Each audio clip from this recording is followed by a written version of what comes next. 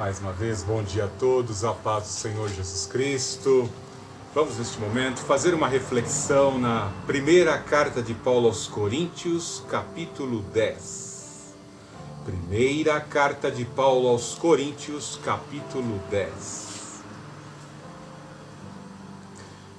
Pois, irmãos, não quero que ignoreis que os nossos pais estiveram todos debaixo da nuvem, todos passaram pelo mar. Todos foram batizados em Moisés, na nuvem e no mar. Todos comeram do mesmo alimento espiritual.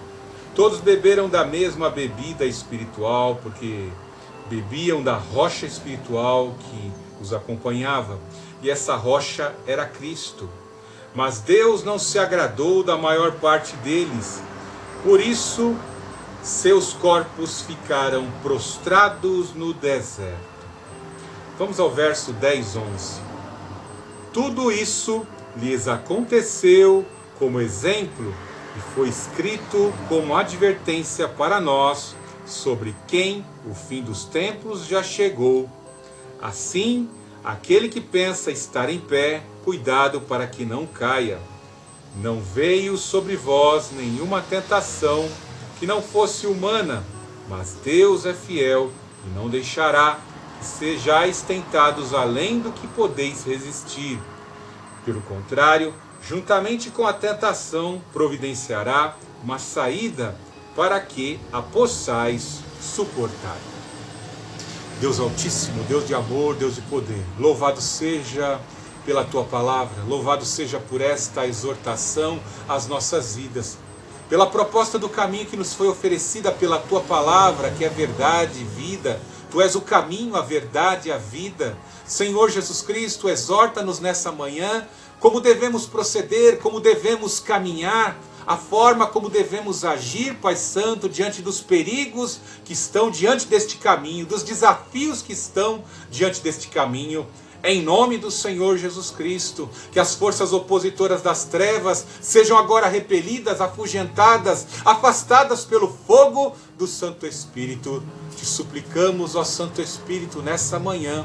Buscamos o Teu poder para santificar, buscamos o Teu poder para nos orientar. Nos ilumine, mostre, Pai Santo.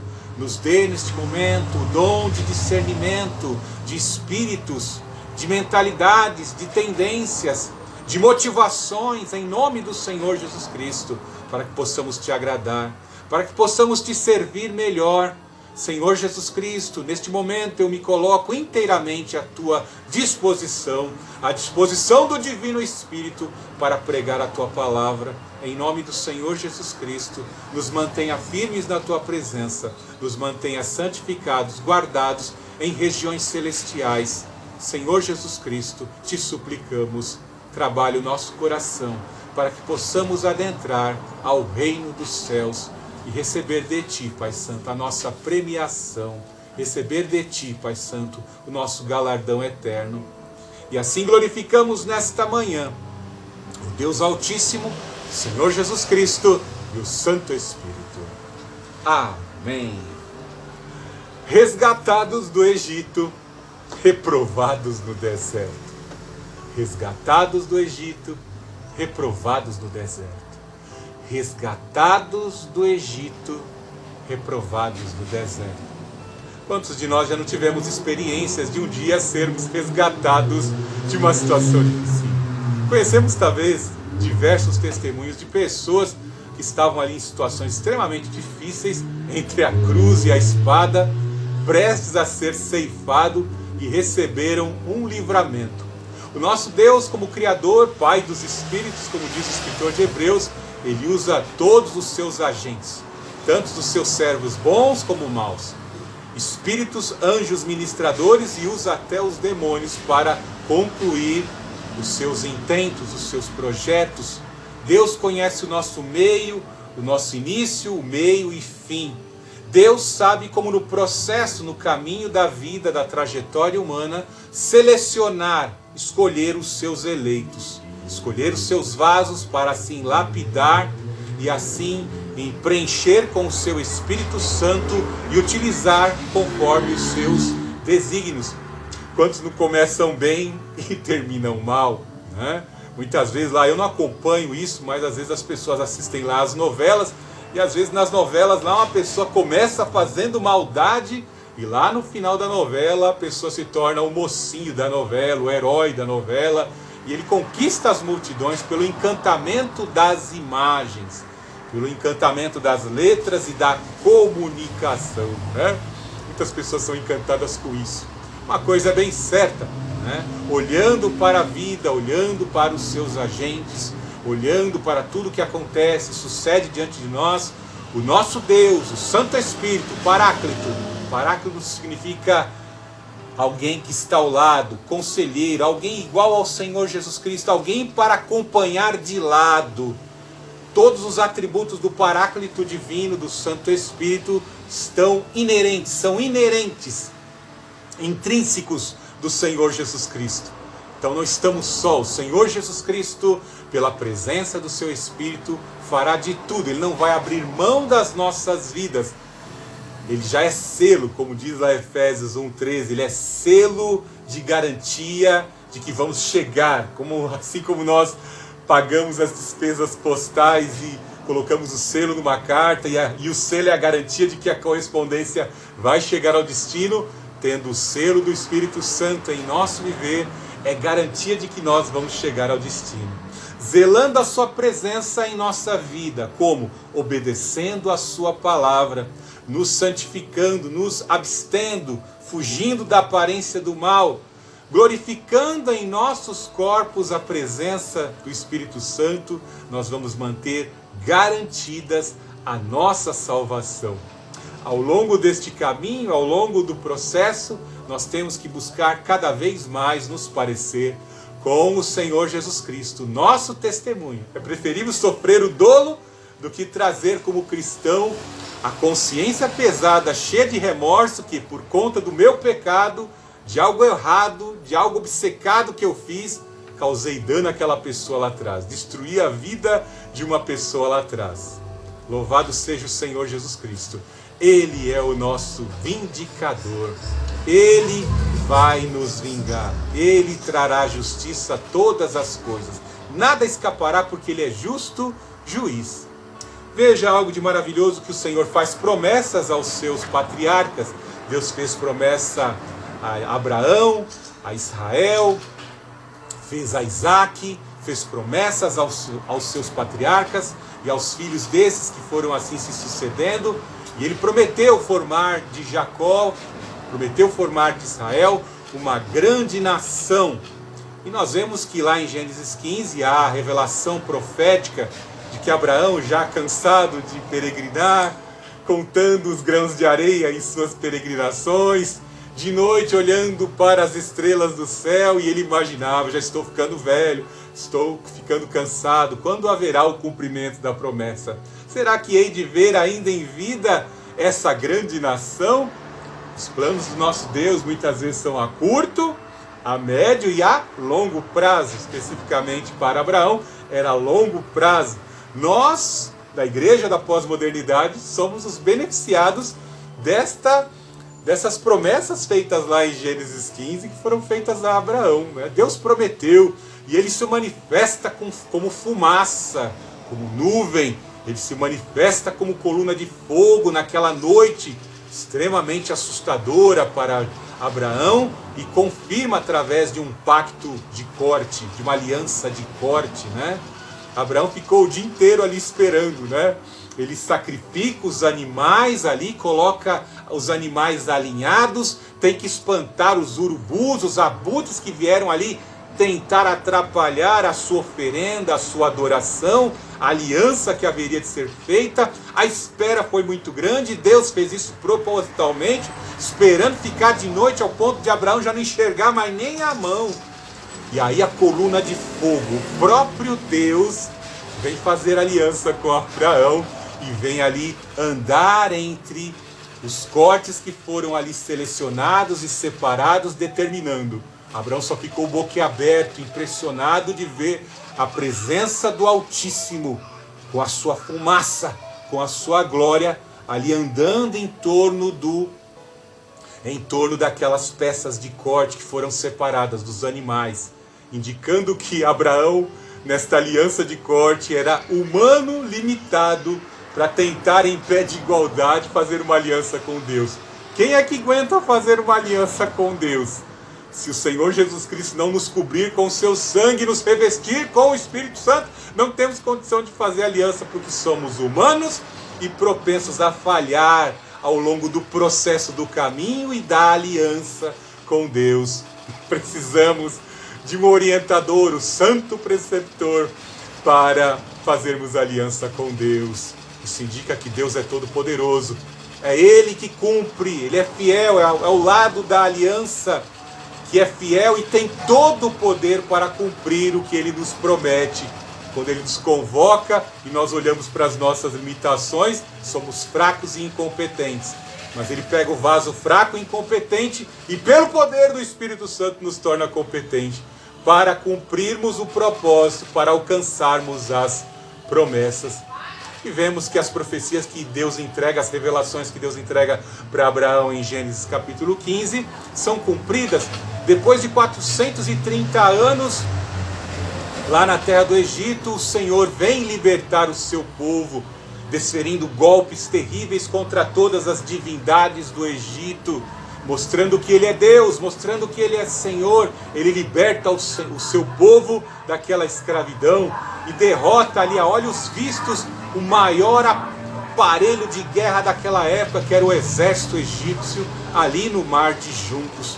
O Senhor pavimentou o caminho entre o mar do Mar Vermelho ali, se formaram um corredor com 2 muralhas de águas, e ali o povo passou por aquele caminho pavimentado pelo vento da glória de Deus. Houve uma pavimentação para o povo de Deus atravessar. A travessia durou dias. Imaginem que também foi escaldante atravessar durante talvez 3 dias ali aquele Mar de Juncos. A nuvem de glória protegia o povo dos inimigos que estavam na retaguarda e ao mesmo tempo também protegia o povo durante a travessia do mar. Veja como o apóstolo Paulo se lembra deste grande acontecimento para exortar, trazer à memória acontecimentos, ensinamentos importantíssimos para o seu povo, visto que todos nós, como eu disse no início da mensagem, fomos um dia resgatados de uma situação tenebrosa em que estávamos amarrados, estávamos sobre cárcere, estávamos sobre prisões espirituais, visíveis no plano cultural, no plano ambiental, estávamos presos a um relacionamento, aos vícios, a algumas práticas abomináveis. Somente o Senhor Jesus Cristo, com o seu poder, para desbaratar os nossos cativeiros. Veja como ele exorta no capítulo 10, verso 1. Pois, irmãos, não quero que ignoreis que os nossos pais tiveram debaixo da nuvem e todos passaram pelo mar. Todos foram batizados em Moisés, na nuvem e no mar. Note que ele fala, lembra dos pais. Nossos pais foram escravos na terra do Egito. Não seria por força. Por força eles até poderiam tentar, mas não prevaleceriam. Somente o poder de Deus poderia libertá-los. E foi a ação de Deus, derrotando os deuses, derrotando o aparelho militar do Egito. O nosso Deus é o mais poderoso, não pode ser mensurado nem calculado em seu poder. E esse poder de Deus era manifestado pela nuvem. Algo interessante observar, que é a mesma nuvem que apareceu ali no Monte Carmelo, quando o Senhor Jesus Cristo ali, ocorre a sua transfiguração ali, seu corpo, suas vestes ficam extremamente embranquecidas, iluminadas, e ele fica extremamente iluminado, e a nuvem aparece ali, confirmando que ele é o Filho de Deus e ele tem que ser adorado. Não Elias e Moisés têm que ser adorados. O Senhor Jesus Cristo é o Filho de Deus, em quem ele se alegra. Veja que a nuvem estava sempre presente, em especial quando Moisés, quando ocorria o dia da expiação, a nuvem de glória se manifestava ali. A nuvem de glória também se manifestava por vento, se manifestava por fogo. E quando descia o fogo, consumia o holocausto, confirmando que a adoração havia sido aceita. Em especial, a nuvem trazia proteção, segurança.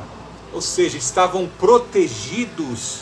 Veja que essa nuvem aqui, ele usa o exemplo da nuvem, todos debaixo da nuvem, todos passaram pelo mar. Como eu disse, o vento começou a abrir as águas do Mar Vermelho, e o vento também foi pavimentando o caminho para que aquela grande multidão, mais de 3 milhões de pessoas, pudessem ali atravessar durante talvez 3 dias o mar Vermelho, né? Então eles passaram debaixo da nuvem e ali atravessaram o mar. Veja que ele correlaciona aqui a proteção da nuvem, que é o próprio Shokan, a glória de Deus, a pessoa do Espírito Santo, representada por essa nuvem, e ele correlaciona também as águas do Mar Vermelho como uma espécie de batismo primitivo. Depois nós vemos uma espécie de casamento místico da nação de Israel, quando chegou ali aos pés do Monte Horebe, cumprindo o que está lá em Êxodo capítulo 3, quando Deus disse ao Moisés: nesse mesmo local onde eu convoco você para ir ao Egito, neste mesmo local, o povo que você vai resgatar vai fazer uma aliança comigo, vai ocorrer aqui um casamento, né? Mais bem ilustrado pelas profecias de Oséias, quando esse mesmo Deus se entristecia de ver que aquele povo resgatado estava adulterando com outros deuses, os mesmos deuses lá do Egito.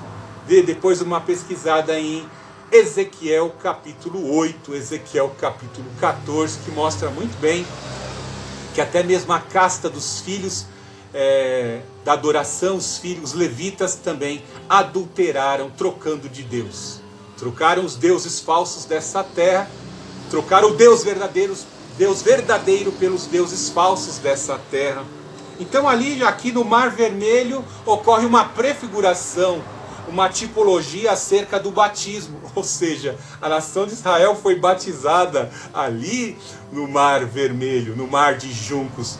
Como nos dias de hoje também, o Senhor abriu um caminho, Ele pavimentou o nosso caminho por meio de Jesus Cristo, por meio da orientação da sua palavra. Vós já estáis santificados pela palavra. Ele nos abre um novo e vivo caminho. A palavra de Deus começa a ser lâmpada para os meus pés, e a tua palavra é luz para os meus caminhos.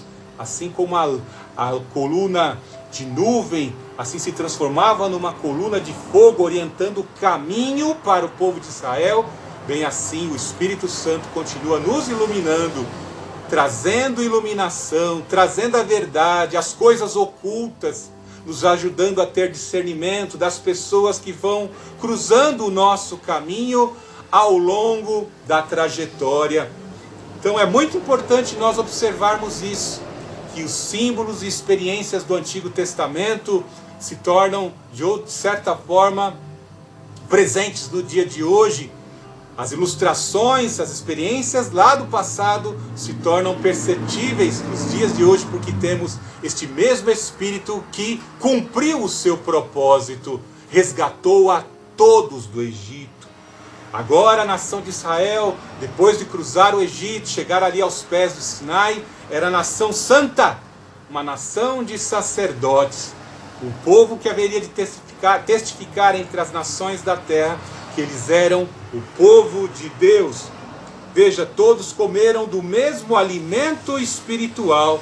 A nuvem de glória, que representa o Espírito Santo, despejava como sereno da manhã aqueles floquinhos que eram chamados de maná, um pozinho arredondado, branco, rico em proteína do céu, para alimentar o povo, era o maná, né?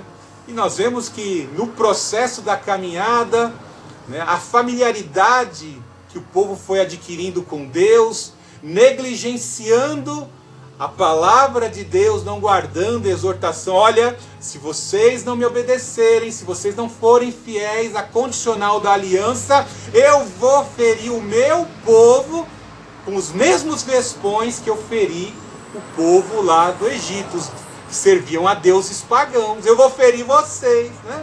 Eles murmuraram contra o maná, né? Teve um momento em que eles murmuraram lá no meio do caminho, a gente vai ver isso aí, e o Senhor enviou serpentes para picar o seu povo, para eliminar aqueles que são murmuradores.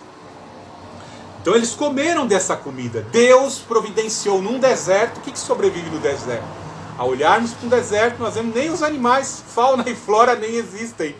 Nós vemos um milagre de profecia ocorrendo aí recentemente, né? O rio Eufrates está secando e o deserto da Arábia ali, onde muitos servos de Deus foram esvaziados para cumprir missão, né?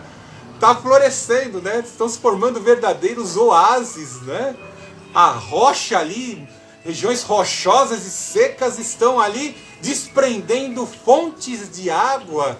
Coisa maravilhosa, né? Vemos o cumprimento das profecias nos dias de hoje. A grande mídia faz questão de esconder, mas nós que estamos atentos às redes sociais, estamos atentos e vendo o cumprimento de profecia registrada pelos filhos de Deus que não deixam passar nada. Estão atentos aos acontecimentos no céu, na sociedade e os fenômenos no deserto, na fauna, na flora, né? Veja aí no 4, e todos beberam da mesma bebida espiritual, porque bebiam da rocha espiritual que os acompanhava, e essa rocha era Cristo.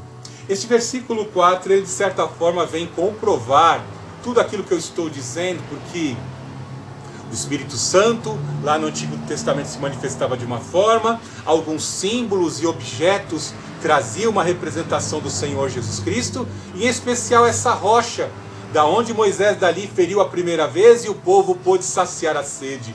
Não existe água no deserto, mas no momento em que o Senhor assim determinou pela vida do seu servo, houve água para saciar a sede do povo, tanto de Moisés como do povo. Veja o milagre na vida de Sansão ali, promovendo a jihá, promovendo a guerra santa contra os filisteus. No momento em que ele ali elimina 1000 homens, ele está com o corpo desgastado, precisa de água, precisa ser hidratado. Ele clama ao Senhor: Senhor, eu feri 1000 filisteus, vou morrer de sede. O Senhor fere a rocha de Etã lá e desprende fonte de água para saciar aquele que estava lutando pela causa do Senhor, Sansão. O Senhor tem fonte de água para aqueles que estão cumprindo o propósito de Deus. Os que seguem o Senhor Jesus Cristo por este caminho que foi aberto, tem fonte de água. Assim como a mulher samaritana lá poderia morrer na condenação dos seus pecados, ela tem encontro com o Mestre. E a água que ele oferece, a palavra que ele oferece, gera vida nela, e depois ela se torna uma missionária para levar avante ali no local onde ela estava, em Samaria ali, a palavra de salvação. As fontes de água viva estavam transbordando no coração daquela mulher, e ela levou a água da vida para saciar a sede espiritual dos da sua casa, da sua região ali. Veja que ele confirma que esta rocha era Cristo. Nós vemos lá em Números que esta rocha trouxe um problema, não que ela fosse um problema, ela era auxiliadora divina para saciar a sede do seu povo. Mas quando ela não foi compreendida por Moisés e também pela outra liderança, os símbolos que não foram compreendidos pela liderança, foi juízo para a vida deles, porque Moisés, na segunda vez em que ele deveria falar à rocha, ele com seu cajado exaltado, enfurecido, porque o povo o enfurecia, ele bate com seu cajado exaltado, escarnecendo ali, com ira em seu coração, e nós vemos que a água vem como promessa, mas ele pecou nas águas de Meribá. Vemos que lá em Números também o Senhor falou: Arão também não vai entrar, sobe para o monte que ele vai morrer, porque ele pecou nas águas de Meribá.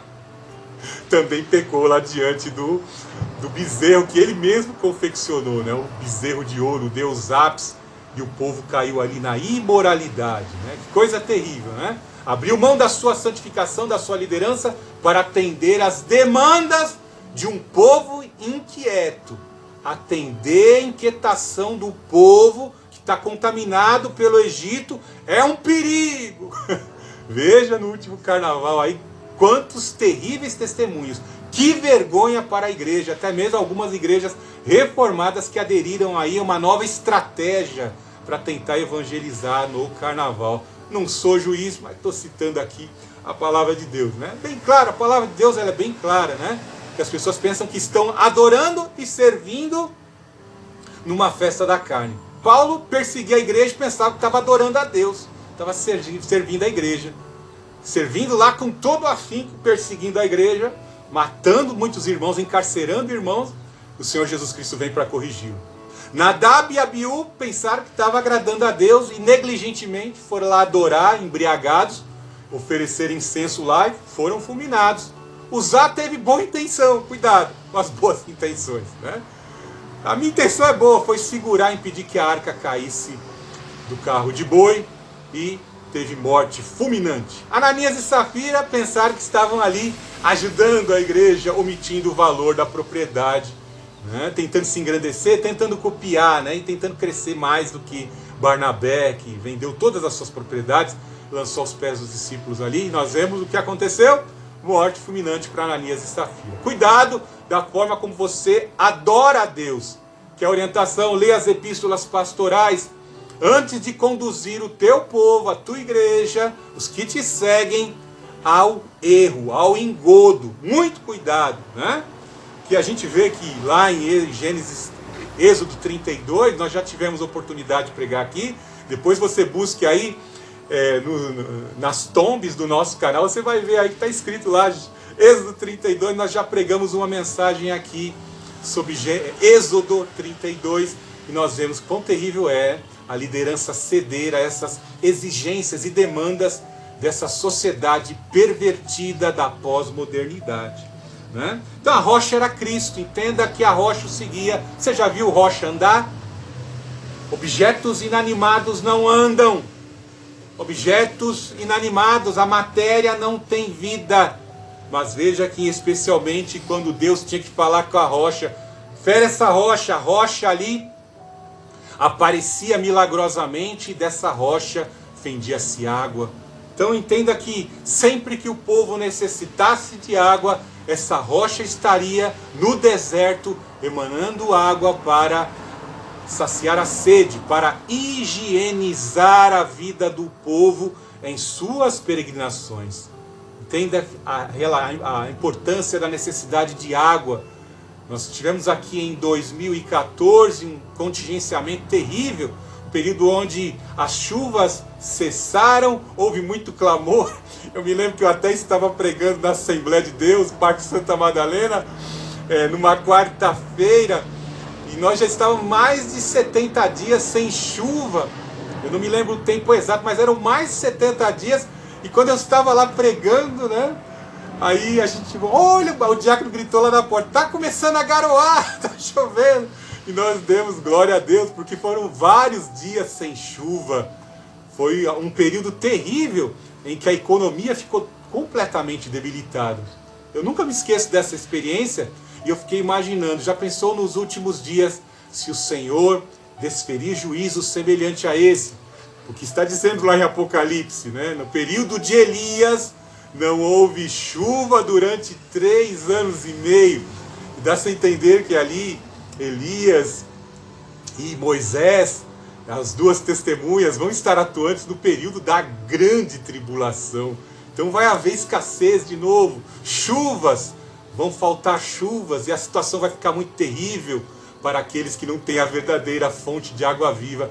Nem só de pão viverá o homem, mas de toda a palavra que sai da boca de Deus. Nós, filhos de Deus, por termos aquele que ressuscitou dentre os mortos, nós estamos preparados para passar pela morte. Mas o mundo cego não está preparado porque eles têm os ídolos. Tá? Aí você vai ver no capítulo 10, do 14 em diante aí, que esta multidão de incautos segue os ídolos. E esses ídolos trazem falsa esperança, falsos reinos, né? Imagina aquela pessoa que morre lá, né, e a vida inteira na terra foi consagrado para servir ao diabo, à sua ideologia, aos seus encantos, para destruir a vida das pessoas. Aí a pessoa morre em pecado, vai para o inferno e acredita, mas Satanás, meu rei, você não disse que tinha... Meu pai, você não disse que tinha um reino? Eu sou o pai da mentira. Você acha que eu tenho reino? Eu não tenho reino, coisa nenhuma. Eu enganei você. Né? É terrível. Os ídolos proporcionam isso, né? Levam as pessoas a vida imoral. Veja no capítulo 10, verso 5. Mas Deus não se agradou da maior parte deles, e por isso seus corpos ficaram prostrados no deserto. Veja, resgatados do Egito, reprovados no deserto. Não ficou uma unha, como a profecia que foi entregue a Moisés. Não vai ficar uma unha na terra do Egito. No mesmo local onde eu convoquei vocês, vocês vão oferecer sacrifício e me adorar, que vai ter uma festança aqui no monte. Vai ter uma festança aqui, tudo que Deus prometeu. Ele disse, não vai ficar uma unha. Vocês vão sair carregados de ouro da terra do Egito. Vocês vão sair como próspero. Trabalharam 430 anos como escravos, mas vocês vão ser riquíssimos. Vocês vão sair com todo o ouro do Egito. Deus prometeu, Deus cumpriu. Mas veja que ao longo do processo, da caminhada, eles não puderam manter-se na presença do Senhor. O Senhor não se agradou deles. Deus disse na sua lei, por diversas exortações, por diversas cláusulas, que eu vou ferir vocês com peste. Eu vou ferir o gado de vocês. Eu vou fechar as fontes de renda. Não vai chover. O gado vai emagrecer. Vocês vão morrer de fome.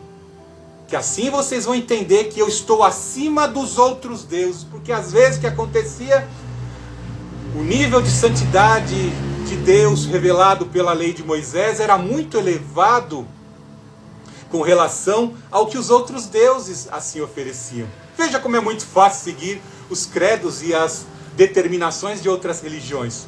Não exigem-se nada na vida moral. A pessoa pode ser o que bem entende.